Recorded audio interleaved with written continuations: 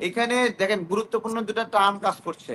একটা হলো মুজিবীয় ও মানে হলো সৈনিক বা মুজিবের গোপন সৈনিক যারা আছে তারা একটা গেম খেলছে, আর একটা ইন্ডিয়ার একটা গোপন টিম আছে যারা শেখ হাসিনার উপস্থিতিতে প্রক্সি টিম হিসেবে এখানে আছে।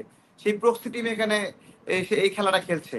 এই প্রক্সি টিম এখানে ফাংশন করছে, ঘুরে ফিরে একটা নির্দিষ্ট প্রোগ্রামের লোকদেরকে এখানে ঢুকাচ্ছে এবং এইটা তারা এইভাবে পাওয়ার একবার করার চেষ্টা করছে। বঙ্গভবনের সামনে যারা লাঠি মিছিল করলো, আমি বশির সাহেবকে চিনি না, ওরা কেমনি বশির সাহেবকে চেনে?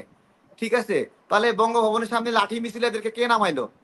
এখানে দুটো গেম হয়েছে, বসুন্ধরা গ্রুপের একটা গেম আছে, আকিজ গ্রুপের একটা গেম আছে।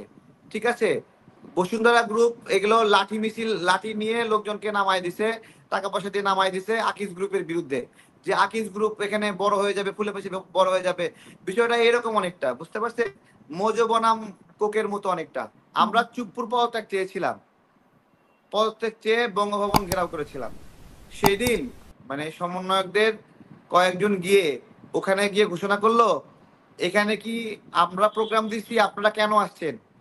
মানে তাদের এমন একটা অ্যাটিটিউড ছিল যে প্রোগ্রামের মালিক শুধু তারাই, অন্য কেউ প্রোগ্রাম দিতে পারবে না। বলছে আমরা তো প্রোগ্রাম দিইনি, আপনারা চলে যান, চলে যান। মানে মানে ভাষাটা বোঝার চেষ্টা করেন। হ্যাঁ, তারপর আমরা আমরা বললো, মানুষই ওখানে বললো যে আপনারা, আপনাদের ডাকে আমরা আসছি, আমাদেরকে তারেক ভাই ডাকছে, আমাদেরকে এখানে যারা আন্দোলন তারা ডাকছে, আমরা তো আপনাদের ডাকে আসিনি। তখন ভুয়া ভুয়া বলছে মানুষ তাদেরকে। ঠিক আছে, তো এখন আহ, আমরা এটা একটা কত বড় অসৌজন্যতা ছিল দেখেন। আমরা করছি প্রোগ্রাম, সেখানে ওই প্রোগ্রামের মধ্যে ঢুকে বলতেছে আমরা তো ডাকি নাই, আপনারা চলে যান। মানে ওরা না ডাকলে সেখানে যাওয়া যাবে না। আন্দোলনে সব লিগেসি এগুলো মানে নিজেরা আগলে রাখে, তারাই আন্দোলন করবে, তারাই সরকার করবে, তারাই সব করবে। এটা একটা অন্যরকম একটা গেম। ঠিক আছে, এই গেমটা আপনারা বুঝবেন আরো। এবং সেদিন ওই দিন মানুষকে আশ্বস্ত করেছিল যে 2 দিনের মধ্যে চুপ্পুকে সরাবে, এটা বলে আমাদের ওই আন্দোলন থেকে মানুষজনকে সরায় নেওয়ার চেষ্টা করেছিল।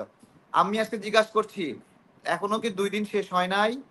আমাদের আন্দোলনটাকে নষ্ট করলো, চুপ্পুর বিরুদ্ধে আন্দোলন নষ্ট করছে, এখনো এখনো এখনো 2 দিন শেষ হয় নাই না?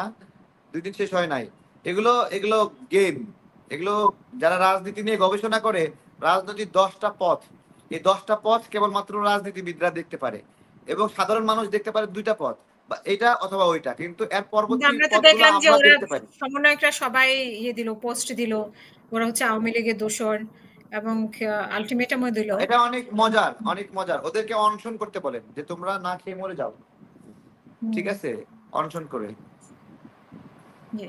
এখন সরকার আসলেই কি এখানে খেলতে বসছে, নাকি দেশ শাসন করতে বসছে, নাকি একটা বিপ্লবের মাধ্যমে যে এতজনের রক্তের উপরে যে সরকার বসলো, সরকার কি এটা আসলে এটা বুঝতে? আমি একটু একটু একটু যোগ করি, দেখেন এটা কি যোগ নাকি বলেন?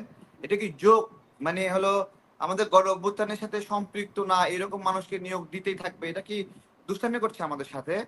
আমাদেরকে, আমাদের জীবনে কোনো দাম নাই, এগুলো মজা করতেছে আমাদের সাথে এগুলো। হ্যাঁ, যোগ, যোগ তো পেয়েছে কেন আমাদের কেন সাথে। নিয়োগ, এদেরকে কেন নিয়োগ দিল, কেন? মানে আমরা এদেরকে? তো বলছি, এখানে দেখেন গুরুত্বপূর্ণ দুটা টার্ম কাজ করছে।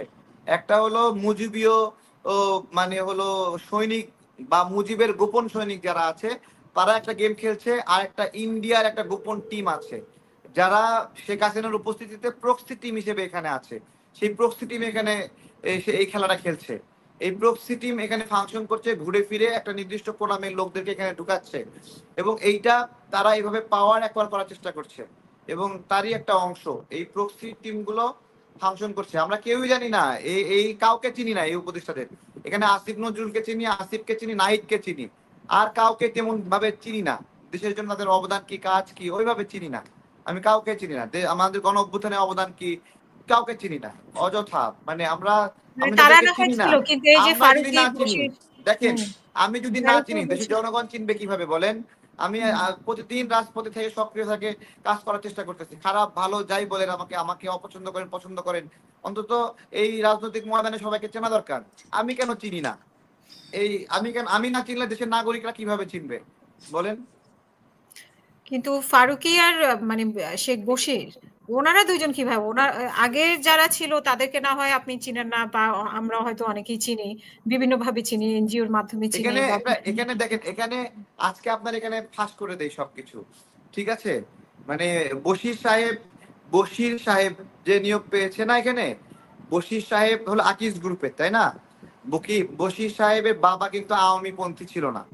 বশির সাহেবের বাবা একজন আপনার হলো সম্ভবত মানে জামাতপন্থী একজন মানুষ ছিলেন বশির সাহেবের বাবা, এবং বশির সাহেবের ভাই হলো আওয়ামী লীগ নেতা, এবং বশির সাহেব উনি সম্ভবত কোনো মানে রাজনীতি করতেন না, অথবা উনি আপনার হলো বড় দুই দলের কোনো একটা দলের উনি রাজনীতি করেন। ঠিক আছে, সেই জায়গা থেকে তাদের সুপারিশ হতে পারে। এখানে দুটা গেম খেলছে, দুটা গেম মানে বঙ্গভবনের সামনে লাঠি মিছিল হচ্ছে, তাই না? লাঠি মিছিল। আমার একটা প্রশ্ন, বঙ্গভবনের সামনে যারা লাঠি মিছিল করলো, আমি বশির সাহেবকে চিনি না, ওরা কেমনি বশির সাহেবকে চেনে? ঠিক আছে, তাহলে বঙ্গভবনের সামনে লাঠি মিছিল এদেরকে কে নামাইলো? এখানে দুটো গেম হয়েছে, বসুন্ধরা গ্রুপের একটা গেম আছে, আকিজ গ্রুপের একটা গেম আছে।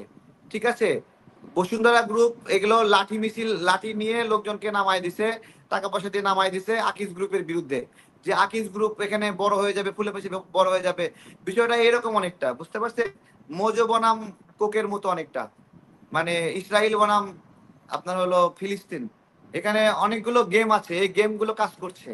আমরাও অনেক কিছু না বুঝে অনেক কিছু রিয়াকশন করি, কিন্তু এখানে এই বশির সাহেবের রাজনৈতিক পরিচয় যখন ভালোভাবে সামনে আসবে তখন আরো ক্লিয়ার হয়ে যাবে তাকে কে আপনার হলো এখানে নিয়োগের জন্য সুপারিশ করলো।